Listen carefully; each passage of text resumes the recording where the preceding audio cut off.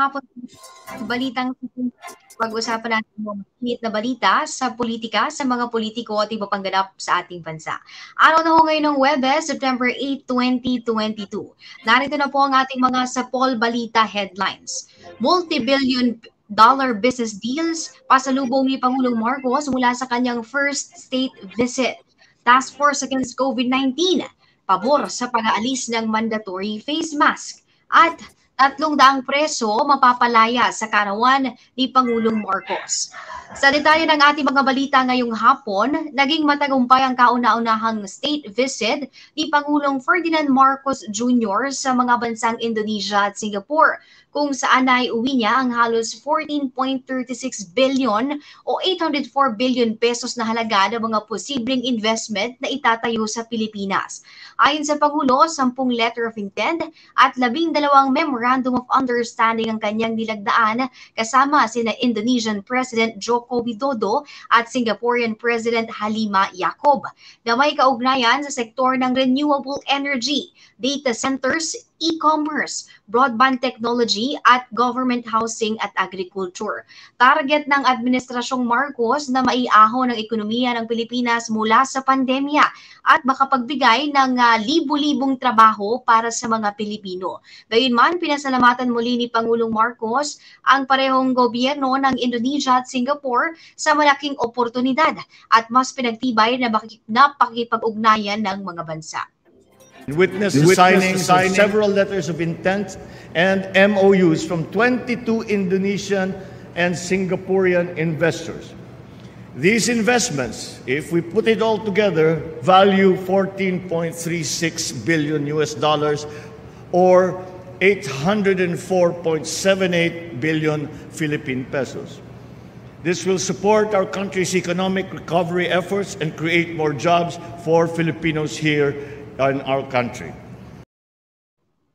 Sa ibang balita, plano naman ng Department of Justice na magawat ng executive clemency para sa 300 preso kasabay ng ika-65 kaarawan ni Pangulong Ferdinand Marcos Jr. sa Setyembre 13.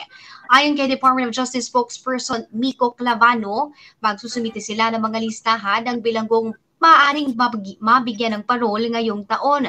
Nasa Office of the President at Office of the Executive Secretary umunong desisyon kung sino-sino ang mapapalaya.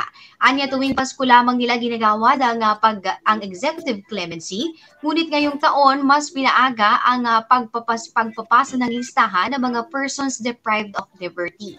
Samantala, patuloy naman ang pakikipag-ugnayan ng Pilipinas sa Indonesia para mapalaya ang Pilipinang si Mary Jane Veloso na nahaharap sa parusang bitay. Ayon kay Press Secretary Trixie Cruz Angeles, hiniling na umano ni Foreign Affairs Secretary Enrique Manalo sa Indonesia na gawara ng executive clemency si Veloso noong nakipagpulong ito kay Indonesian Foreign Affairs Minister Retno Marsudi. Wala pa anyang naging desisyon ang Indonesia tungkol rito. Ngunit tiniyak naman ni Angeles na nabibigyan ng kaukulang consular services ng ating embahada si Veloso habang hinihintay ang pinal na desisyon ng Indonesian government.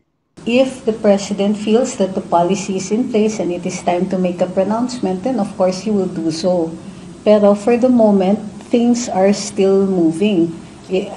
Since it was on September 4 only that our foreign affairs had brought the matter up to their local counterpart in Indonesia, then kumbaga there's no decision yet that's made. In fact, the foreign minister said that isasangguni nila ito sa kanilang Ministry of Justice. So sa ngayon, there's nothing final, pero tinutuloy-tuloy pa rin natin yung paghahanap ng solusyon. Sa iba pang balita, pinayuhan naman ni dating PNP Chief Rosa ang Philippine National Police na huwag bigyan ng pagkakataon ng mga kriminal at terorista makapagsimula ng kaguluhan sa bansa. Ayon kay Bato, maging agresibo ang mga kapulisan at mas mainam kung uunahan nilang upakan ng mga sindikato upang hindi na ito makapanakot ng mga sibilyan. Agresibo, upak ng upak, hindi yung maghintay sila na sila pag-upakan o yung mga sibilyan ng upakan. Upakan na lang yung mga kriminal. Mga sindikato na yan. Meron man silang intelligence about that. Ay, kumplito sila na politician sino yung mga tao na yan. At they should do the preemptive actions para hindi na ito pamihasa pa. Upakan ninyo, PNP, huwag kayo maghintay na yung makapangkuha naman ito, makapalakot ng tao itong mga kriminal ito. Sorry, baka ma-misinterpret kayo. Ano yung sabihin ng upakan? Upakan through legitimate police operations. That's what upak means for me. Hindi yung upakan na kahit walang ginagawa, upakan mo. Balitang Senado pa rin, nilinaw na po ni Senator Loren Legarda at pangako ng alyansa ng Sandatahang Lakas ng Pilipinas. Kasunod ng kanyang pag-amin na dati siyang nakikipag-ugnayan sa mga terorista. Paglilinaw ni Legarda sa Senado na isinyag matigil ang lahat ng kriminalidad at terorismo sa bansa habang isinusulog ng Pilipinas ang peace talks. Tinawag din ng senadora ang lahat ng mga kawani sa gobyerno na isulong ng isang adhikain na maging makatotohanan ang pangmatagalang paggamit ng kapayapaan para sa mga Pilipino nang hindi gumagamit ng dahas. Sa iba pang balita, mataas naman ang tsansa na mapalawig sa buong bansa ang pag-alis ng mandatory face mask dahil inirekomenda na po ng Interagency Task Force Against COVID-19 ang pagluluwag sa pagsusuot ng face mask sa outdoor spaces sa buong bansa. Ngunit paglilinaw naman ni Press Secretary Trixie Cruz Angeles na para lamang ito sa mga lugar na mayroong maayos na ventilasyon. Hindi rin anya papayagan ng gobyerno na mag-alis ng face mask ang mga senior citizen, pati na rin ang mga may mga comorbidities para matiyak na ligtas pa rin sila sa COVID-19. Binigyang din ng kalihim na wala pa umanong formal na pulisiya tungkol sa naturang usapin. Samantala, kinumpirma na po ni Department of Health Officer in Charge Maria Rosario Vergere na meron ng verbal approval mula kay Pangulong Ferdinand Marcos Jr. ang planong pagluluwag ng mandatory face mask. Subalit iniintay pa nilang maglabas ng executive order mula sa Pangulo bago ito opisyal na ipatupad. Ayon kay Vergere, nakapagbigay ng kumpiyansa sa mga opisyal mula sa IATF ang pagpapataas ng bilang ng mga bakunado ng COVID-19 booster. Dagdag pa ni Vergere na pag-aaralan din ng DOH ang pagluluwag ng mandatory face mask sa indoor spaces at kung sakasakali makapagsagawa sila ng pilot testing sa huling 3 buwan ng taong 2022. Gayunpaman, mahigpit pa rin hinihikayat ng DOH at ng IATF ang mga lokal na pamahalaan na mas paigtingin ang isinasagawang booster vaccination drive. Sa iba pang mga balita, nanawagan naman po si House Minority Leader at 4-piece Party List Representative Marcelino Libanan sa Department of Social Welfare and Development na gawing permanente sa trabaho ang libo-libo nitong empleyado.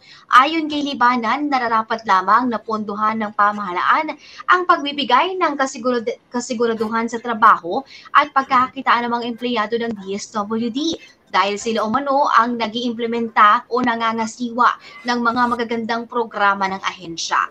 Dagdag pa ni Libanan, kung mananatiling naka-job order ang mahigit 15,000 DSWD personnel, hindi ito akma sa layunin at prinsipyo na isinusulong ng ahensya na magbigay ng kalinga para sa kapakanan ng mga Pilipino. Samantala, ayon naman kay DSWD Secretary Erwin Tulfo, hiniling na nila sa Department of Budget and Management na i-absorb na lamang ang nasa mahigit 800 contractual personnel na matagal nang nagtatrabaho sa ahensya.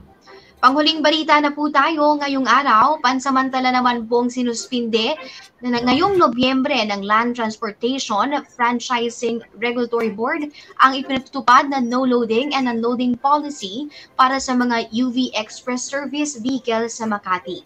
Ayon kay City Mayor Abby Binay, maaari nang magsakay at magbaba ng mga pasahero ang mga PUV sa ilang mga lugar sa Makati Central Business District habang pinag-aaralan ng mga otoridad ang pagpapatupad ng LTFRB Memorandum Circular No. 2019-25.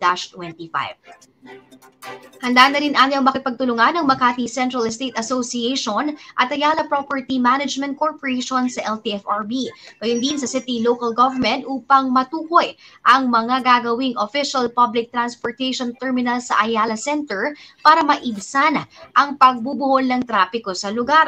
Hinikayat din ng alkalde ang mga PUV driver na ipagbigay alam ito sa mga pasahero at inaasahang pagsunod ng publiko sa mga batas trapiko na ipatutupad sa pagsakay at pagbaba sa tamang mga lugar. At ito na po muna mga balitang aming nakalap sa buong magdamag. Subaybayan niyo po muling aming programa sa kaparehong oras bukas, alas 3 po ng hapon. Sa ngalan po ng aking partner na si June Mendoza, ako po si Carol D. para sa Balitang Sapon.